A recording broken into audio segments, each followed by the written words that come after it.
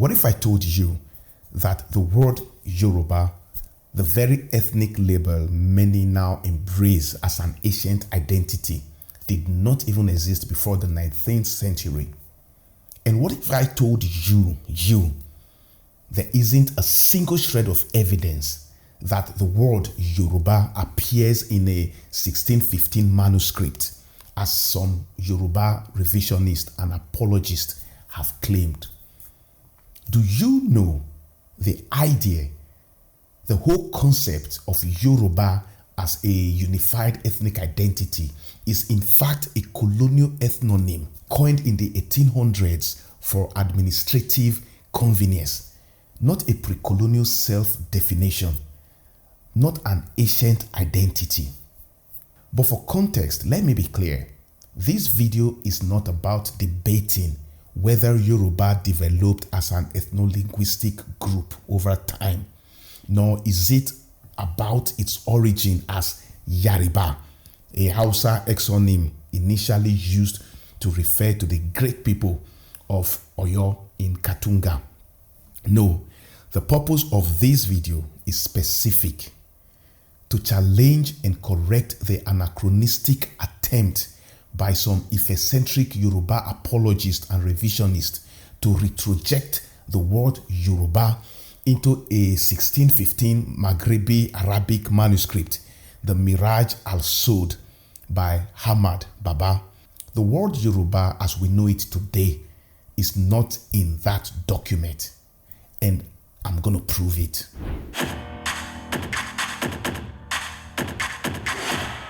Before I go any further, let me pause and clarify a word or a term that will shape the entire conversation in this video: the word ethnonym. Now, an ethnonym is the name given to a specific ethnic group like Zulu, Hausa, or Asante. It often reflects cultural, linguistic, and political identity.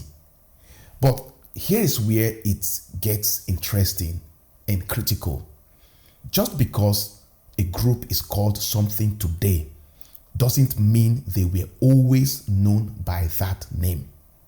And that's precisely the core of this discussion, because understanding what an ethnonym is and what it isn't is imperative if we are going to grasp why the claim that the word Yoruba appears in a 1615 Maghrebi manuscript is not only false but misleading. Understanding ethnonym is really, really important. So let that word ethnonym, let it sit with you throughout this video. Just etch it into your memory. So as a custodian, a gatekeeper, and defender of African history, in this video, I'm going to walk you through my research methodology and investigation into the claim that Yoruba, the word Yoruba as we know it today, was already in use in 1615. I will show you why that claim doesn't hold up to scrutiny and why it matters deeply for how we tell, teach, and protect African history. But before we even get into Ahmad Baba's manuscript, there is something critical we must understand for context. Now, the very idea of Yoruba as a unified ethnic identity was not an ancient African self-definition. It was a colonial era invention, and a contested one at that. Now, in 1875, the Church Missionary Society, the CMS, convened a major conference in Lagos. One of the key outcomes of this meeting was the formal promotion of a unified Yoruba. Why? Because missionaries needed a common linguistic and cultural label to help with evangelism, Bible translation, and administrative control. Now, the term Yariba, already used as a Hausa exonym to describe people under Oyo influence, was now strategically romanticized and expanded to unify the Egba, Ife, and others into one mission field, This was not a celebration of shared roots. It was an exercise in practical power. It's like saying in the history of Yoruba, you are not going to talk about the Ijebus, come on, or you are not going to talk about the Egbas or the Kitis. They all played pivotal role one way or the other. Even linguistically, the so-called Yoruba language wasn't monolithic, because while the CMS selected the Oyo dialect as the core for writing and instruction, the actual speech and print that emerged was a composite, blending Eko, that is Lagos usage, Egba, and even missionary modifications. Now, this mix gave modern Yoruba a deceptive sense of ancient unity, but it wasn't unified from the start. It was standardized, edited, and institutionally imposed. So when we hear that Yoruba existed as a well-known name in 1615, we must ask, which Yoruba? The political people of Oyo, the Egbas and Ijebus who resisted being grouped under that name, or the missionary creation of the 19th century? We must ask, which Yoruba? Because the Yoruba identity wasn't just constructed, it was negotiated, resisted, and finally absorbed. Now, when a page from a supposed English translation of the 1615 Miṟrāj al-Suʿūd began circulating on social media, claiming that the word Yoruba as an ethnonym was mentioned in that document, I decided to go back to the source, the Arabic text itself. First, I reached out to Arabic-speaking friends and colleagues to assist me in examining whether any word resembling Yoruba actually appeared in Ahmad Baba's handwritten manuscript. Okay, guys, I'm here with two of my friends and colleagues. They are originally from Syria, right? Syria, yes. Yeah, so you have Arabic as mother tongue. From Arabic this one. Yes, exactly. And here we have this document from Ahmad Baba, this Miṟrāj al-Suʿūd. Because what I'm trying to find out here is to find out if the word Yoruba, as we know it today, the ethnonym Yoruba, if it appears, if it really appears in this document, in this 1615 document, as claimed by some Yoruba historian.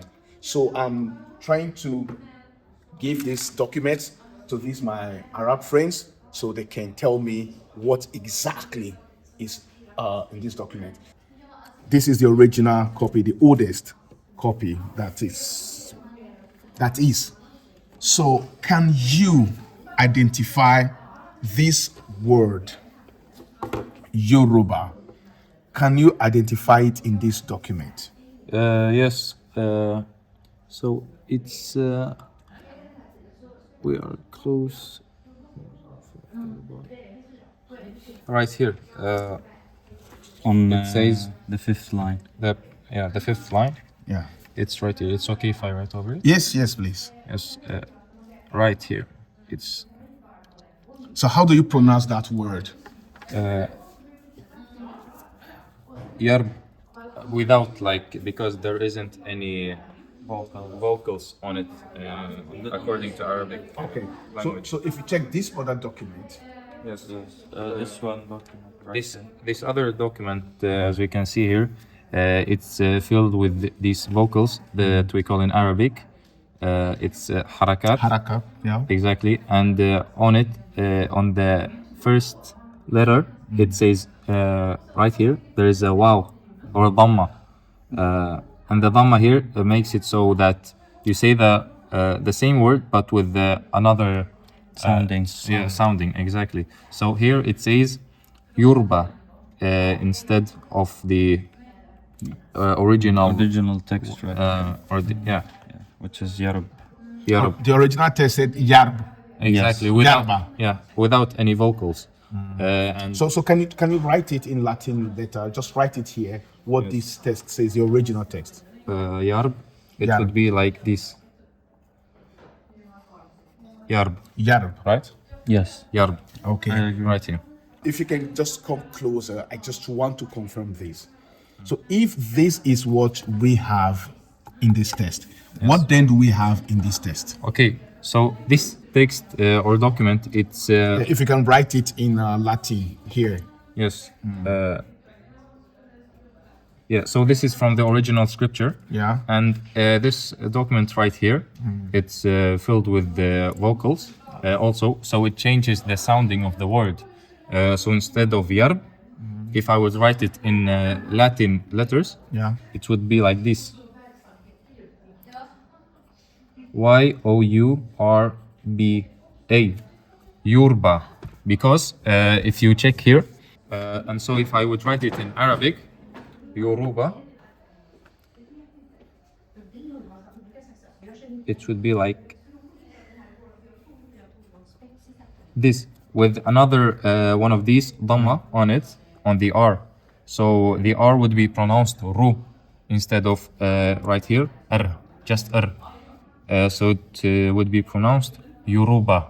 If I would write it in Latin letters, it would be like this, Yoruba. You see.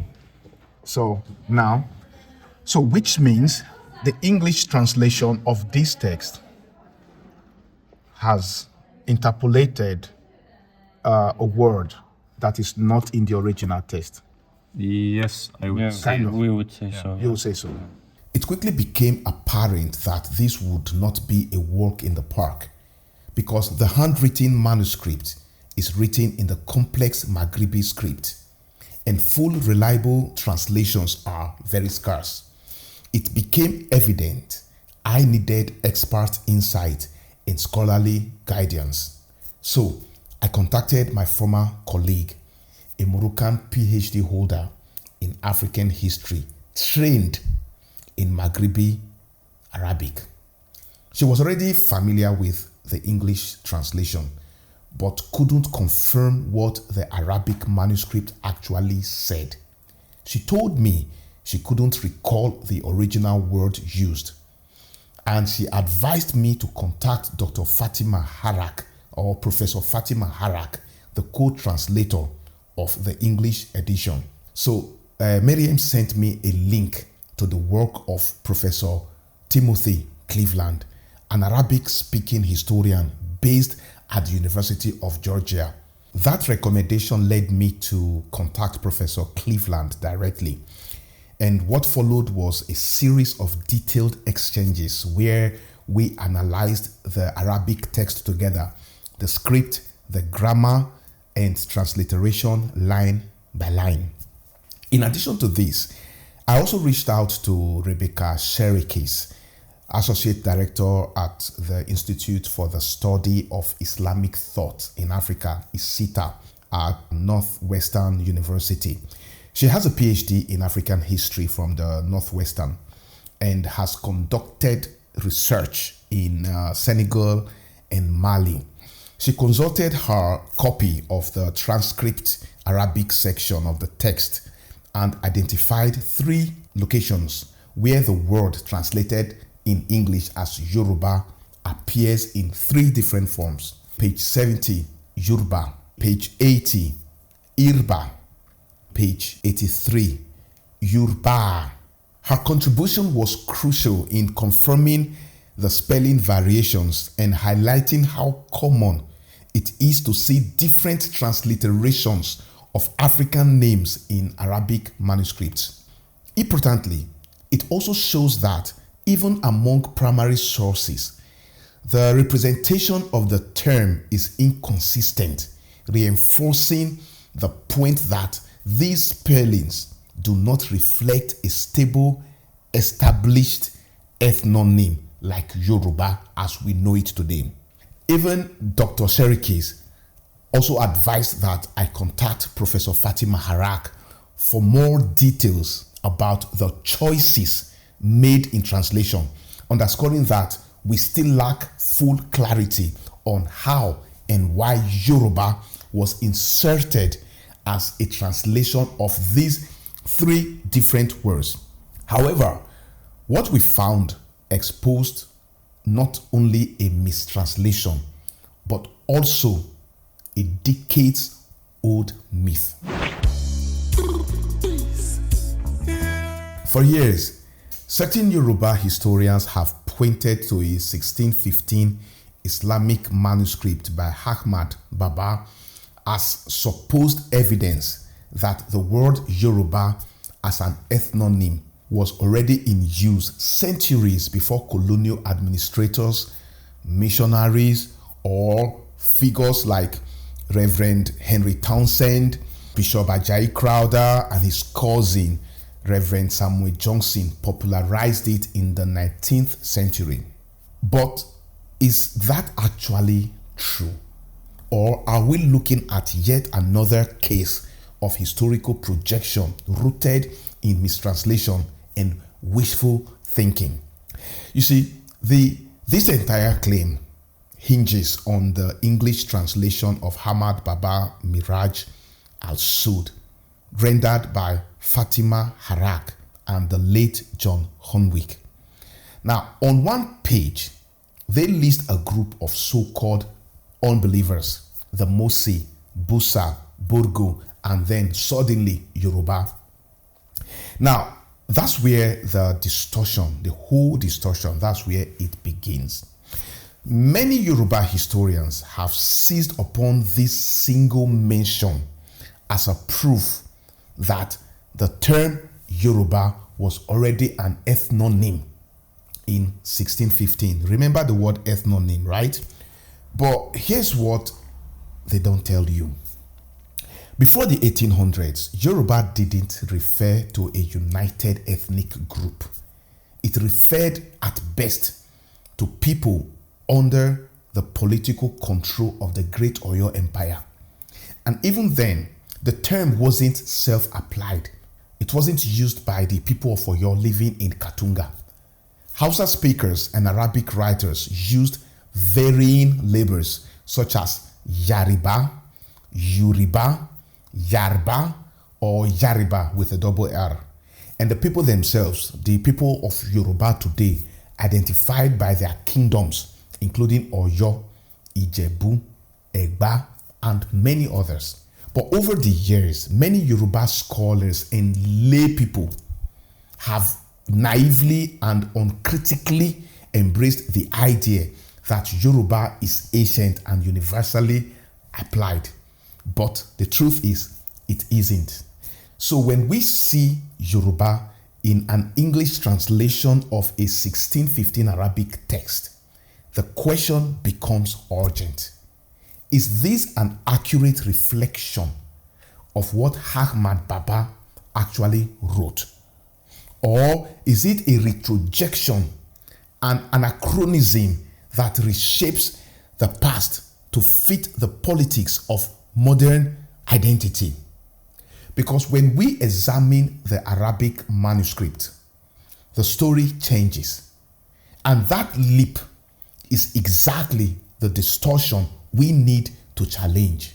So let's go to the source.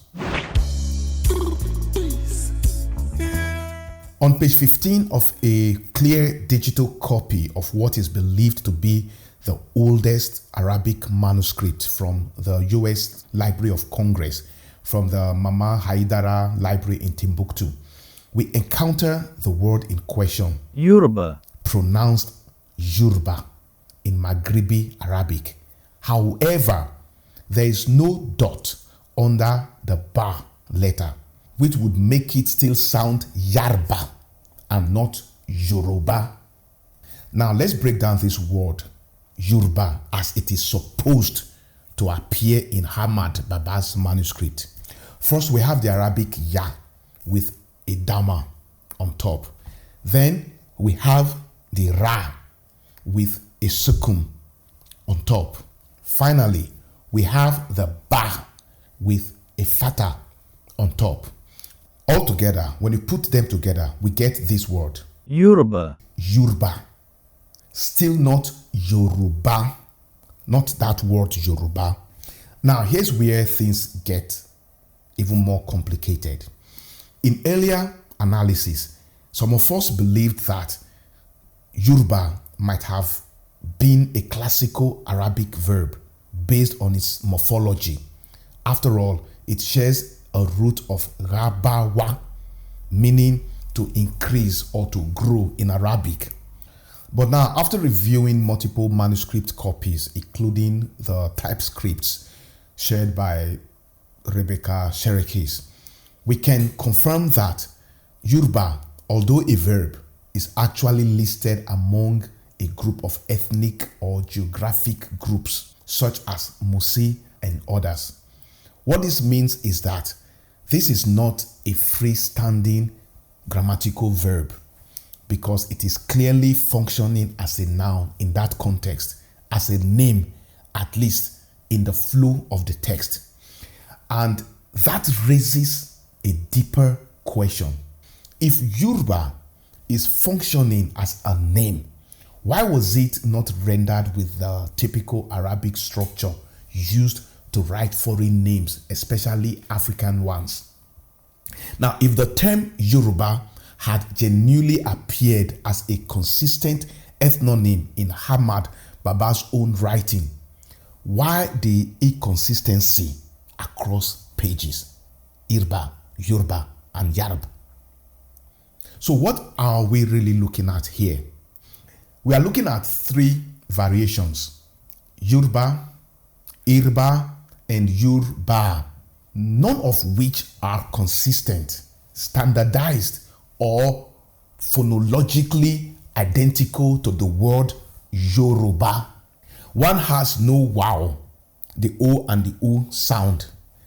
The other begins with a kasra, the E. The third has an extra R sound at the end. And all three show instability in spelling and vocalization.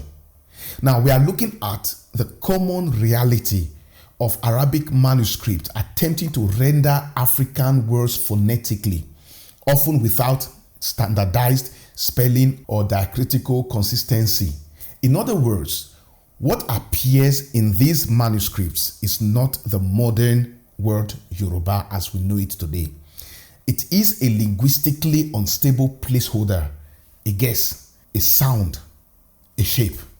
And it certainly does not justify inserting the word Yoruba fully formed into a modern English translation of a 17th century Arabic manuscript. After reviewing all these versions and comparing them across multiple manuscripts and editions, one conclusion becomes inescapable. The term Yoruba was not originally in Ahmad Baba's 1615 manuscript. I'm so sorry to break this to you. What we are seeing is a case of anachronistic retrojection, or more directly, an interpolation. In other words, the word Yoruba was inserted during translation because it had already gained traction by the time the English edition was produced, not because it existed in 1615 Timbuktu.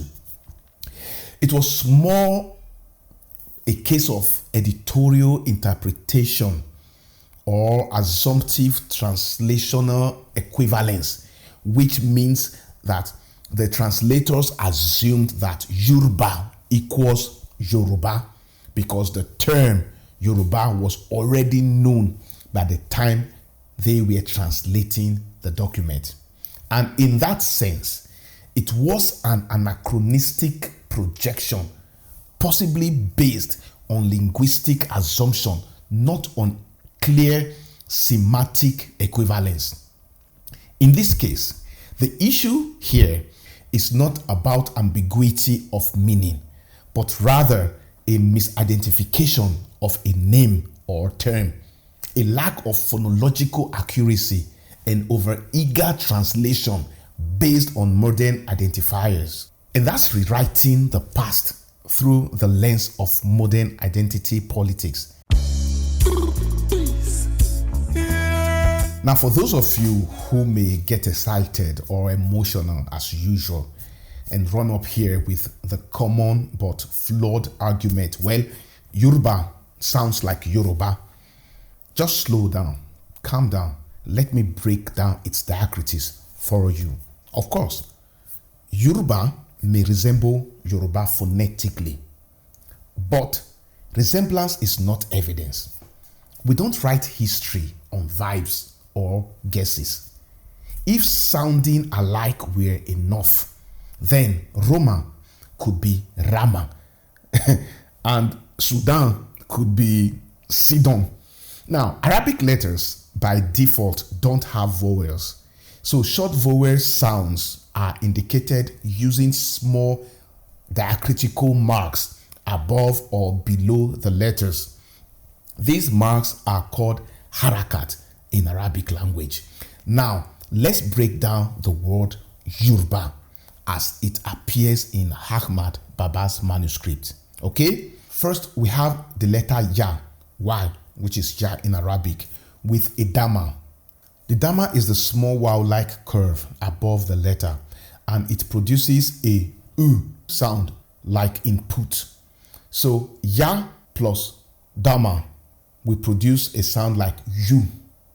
Then we have the Ra, the R sound, which is Ra, with sukun. Now the sukun is a small circle above the letter, and it indicates that the consonant ends abruptly. No vowel follows, just the sound R. So the Ra plus sukun, pronounced R, not Ru. Ru would require another damma. Lastly, we have the Ba, which is the B letter in Arabic, Ba, with a fatha on top of it. Now, the fatha is a small dash above the letter, producing R, like in cat. So when you put all of this together, you get Yurba, not Yoruba. But this is where it gets technical and important. The difference is not just phonetic, it's grammatical and critical. These vowel marks are not ornamental, they define meaning. So when we see a Ra with sukun, we know for certain there is no vowel between the Ra and the Ba. That sukun is the nail in the coffin for anyone trying to stretch Yurba into Yoruba.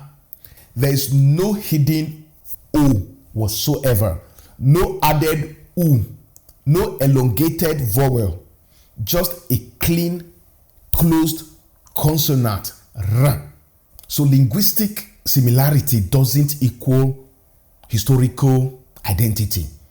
You can't pull Yoruba out of Yurba the same way you can't get a mango from a lemon. That's not how philology works. That's how myths are born. Arabs translated other African names like Ghana, Kanem, and Mali accurately and with consistency. Why would Ahmad Baba suddenly miswrite Yoruba as Yurba when he had every linguistic tool to spell it properly? If Ahmad Baba wanted to write Yoruba, why didn't he? He was a brilliant scholar, trained in Arabic, and he spelled all other ethnic groups correctly. Are you saying he could write Musi, but somehow fumbled Yoruba? You see, now writing Yoruba typically involves inserting the letter wow to represent the O or U sound. For example, with a wow inserted like this or like this, Yoruba, as you can see on this page, this is how Yoruba is spelled in Arabic. The wow is key here. That's why its absence in the manuscript destroys the case for Yoruba. It changes the entire phonology. So neither Arabs nor Europeans explicitly used Yoruba as an ethnonym until much later in the 19th century, just as it is spelled on this Wikipedia page. Therefore, the claim that Ahmad Baba referenced Yoruba in 1615 crumbles under the weight of linguistic evidence. You see, what we are looking at isn't a historical truth. It's a projection born from a translation and misunderstood context. Now, to ensure I wasn't just interpreting things in isolation, I consulted Professor Timothy Cleveland of the University of Georgia. He confirmed that the manuscript spells the word Yurba and acknowledged something important. You are right that John Hoonwick should have noted the Arabic spelling Yurba in a footnote in the English translation. I think he was solely responsible for that part of the book. It was an oversight. That's significant because it means this wasn't a conscious academic decision to preserve the Arabic. It was an oversight, and that oversight has fueled a myth for so long. Now, let's widen the lens. Other West African empires and identities such as Benin, Eyo or Oyo, Asante, Kanem Bornu, Ghana, Songhai, and Mali appear explicitly in historical European and Arabic accounts from the 15th century onward. These empires, kingdoms, and identities are well mapped and documented by name in English, Dutch, German, Portuguese, French, Danish, Spanish, sources across multiple timelines. Not spiritual fables, not imaginary motherlands, not convenient colonial identities, but real political entities with armies, monarchs, diplomacy, and culture. Yet, here we have some modern Ife-centric apologists and revisionists denigrating the well-documented greatness of these empires while retrojecting an anachronistic pan-Yoruba identity into the 17th century where it simply didn't exist. They even go further to concoct semi-mythical spiritual civilizations centered around Ife, claiming it predates all others. They go as far as to tell you that Ife is the credo of all humanity. Indeed, tropical Africa is the source. And the way we've been tracing it down, we can actually trace it down to Ile Ife. That's why it's called the source. They will tell you that the Tower of Babel stood in Ife. Ark of Noah is in Ile Ife. Ark of Noah, that the entire Western world, we've been looking for it. It's actually here. Tower of Babel, where God actually scattered the language of human being, is actually in Ife. They will even go as far as to claim that pharaohs came from Ife and that they were originally called Ifa-Oriawo, Ifarawo, Ifa-Oriawo. And they now came up with a crown from Oduduwa, and they now took it to Kemet, and from Kemet they took it to Egypt. And that's how pharaohs in Egypt emerged. So it's called Ifarawo. The crown that they took from Ife is Ifarawo. Now the kings of Egypt, they're called pharaohs. Make that make sense. Because the earliest recorded use of the term Kemet dates back to around 3100 BCE during the early dynasty period. And its use declined between 500 and 332 BCE as native Egyptian language and scripts faded under Persian and then Greek rule. That's a span of over 2,600 years. Yet, when a highly revered monarch makes such fantastical claims, it's accepted. It's even celebrated. No source, no historical evidence, just recycled fables passed off as supremacist folklore. And now we are being told that Yoruba was already a known identity in Timbuktu in 1615. Yet no one can provide a verifiable source, just mistranslations ego, and the safe confines of echo chambers. But the funny thing is that when you interrogate the sources, really interrogate them, all their fantasy collapses. And what's left is not history, but an insecure effort to rewrite Africans' past with themselves as the starting point. So in conclusion, Yoruba as an ethnonym does not appear in Ahmad Baba's 1615 manuscript. What appears is a classical Arabic verb that was misread, mistranslated, and ultimately misused. Let's be clear. This isn't about Yoruba versus anyone. It's about honesty, intellectual discipline, and historical integrity.